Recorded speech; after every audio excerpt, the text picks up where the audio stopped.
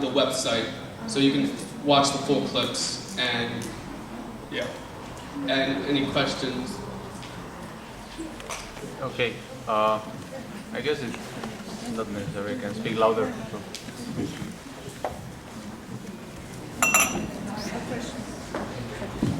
See? Yeah.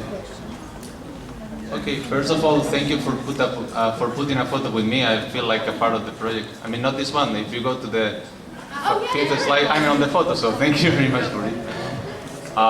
So my question will be about which was the attitude of the people you were interviewing. They were like, which was the attitude people that you were interviewing? Were they like, they have willingness to make interview? You found a lot of resistance, or?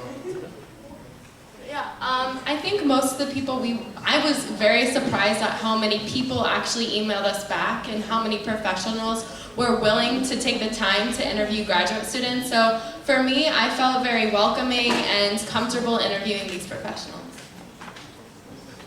Yeah, and they're also very accommodating, surprisingly. I mean, some of us met at 6 o'clock in the morning to do interviews, and they were waking up extra early, they had to stay late on certain days, so yeah, they were very accommodating. I mean, as you can see, we accomplished 17 videos. We had to do 10, so at the end we had even to cancel interviews because we had too many and class was going on. And as me and one of my colleagues had a really nice trip to Rostock to interview some people, which were really, really welcoming and really nice. So actually, when they said they do the interview, they did it with all their heart. Thank you.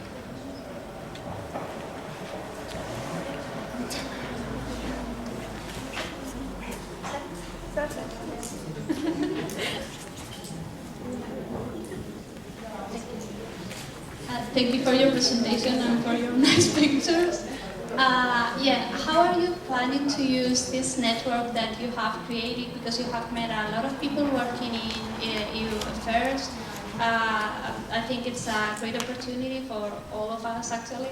So, are you planning to, I don't know, to send your CVs to ask them for interns for jobs? Well, actually, I'm doing an internship with one of them over the summer, so it obviously worked.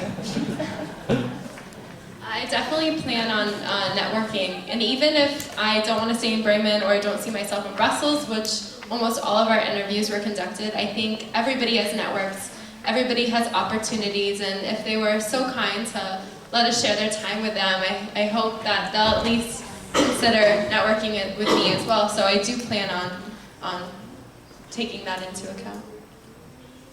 I mean, I think the most important for all of us, even if we don't contact them, is just the practice. We gained a lot of practice, and I think we got a good system down at the end that I think the fellow colleagues will probably use later on. I just wanted to say congratulations. It was really interesting throughout the year to see you guys do this project and running around like the IGC with cameras, and so congratulations. My question is, did you get the impressions from the various people that you interviewed that the reason why they are where they are is because they were like at the right place at the right time? Or do you feel like mostly, they had a clear career path and they followed it? So what would you say about that? I think what Marcus said at the end was so true. Everybody is so different. Every career path is either luck or knowing people, working hard, but mostly it's that. I think all the people we interviewed really had determination, they had motivation, and they really worked hard for, what they have. And I definitely didn't see anybody who just kind of slid into an opportunity that, was just thrown onto their lap. They really had to continue networking and continue developing their career skills. And developing career skills, I learned that it doesn't just stop here. We don't just stop learning them after we graduate. I think it's something that you continue to develop. Also, I think the important thing we learned is flexibility. There was actually an MES alumni that we interviewed in Brussels, and she particularly didn't like living in Brussels, but she got a job, and she knew that it was a stepping stone, and I think she's going to use that to further her career and move on to what she wants to do. I had one question, because everybody's talking about NGOs and volunteering and so on. We have been too. One thing I'm missing here is anybody politically engaged in political parties? Because when you're speaking to Helga Trüppel, for instance, from the Green Party, or she had another colleague from the Social Democrats, the German Socialist Party, there's so many people also coming into business through political parties, wherever you're organized, conservative, progressive, whatever. That's something we haven't been touching in this afternoon. I just wanted to throw it in the basket as well, because a lot of people have definitely that path as well. What was your experience there? Have you, during your interviews? First of all, I'm glad you're not, I thought you were asking about where's my interview. I pass this question on. I think the first time we met Helga Trüppel, we were in our office here in Bremen, and we noticed the people that were actually taking this political path. And I think throughout Brussels, people were sort of apolitical, you know, or at least they didn't want to share their political beliefs. I think maybe they're more bureaucratic, career-oriented. But here, locally in Bremen, we have noticed that people are taking this sort of political route to sort of start a career, you know, that might lead to something else.